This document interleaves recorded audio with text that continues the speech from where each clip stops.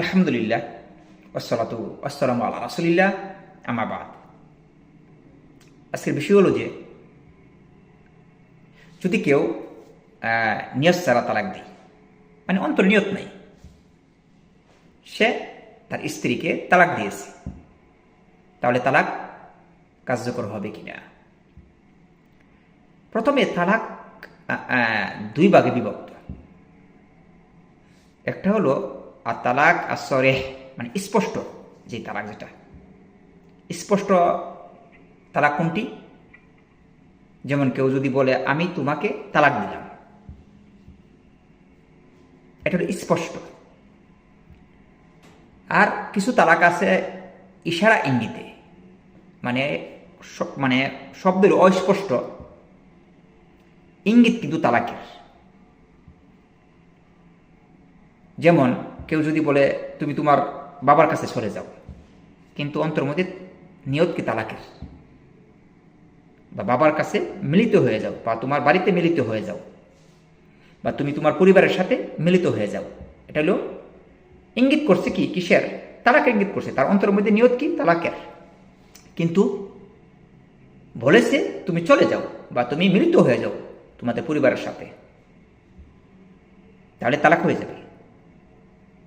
কিন্তু এই যে তালাকাল কেনায়া যেটাকে বলে, অস্পষ্ট শব্দের ভাই, অস্পষ্ট বলতে এখানে শব্দ ভিন্ন কিন্তু নিয়ত অন্তরের মধ্যে নিয়ত আছে, এরকম কতগুলো শব্দ আছে।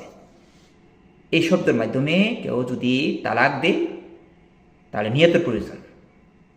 আর যেটা হলো স্পষ্ট, যেটা যে শব্দগুলা, যেমন আমি তোমাকে তালাক দিলাম, এটা স্পষ্ট শব্দ, তাহলে এটা নিয়তের কোনো প্রয়োজন পড়ে না, তালাক কার্যকর হয়ে যাবে। আর যে শব্দগুলো অস্পষ্ট, কেনায়া উদ্দেশ্য করেছেন তালাকের, যেমন তুমি তোমার পরিবারের সাথে মিলিত হয়ে যাও, বা তুমি স্বাধীন,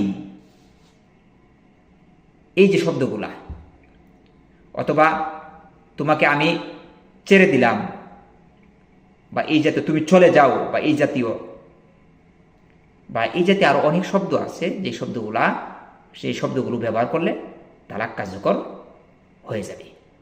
এই জন্য যেটা হলো স্পষ্ট তালাক, যেটা যেমন আমি তোমাকে তালাক দিলাম, এটা স্পষ্ট, এখানে কোনো নিয়তের কোনো প্রয়োজন পড়ে না।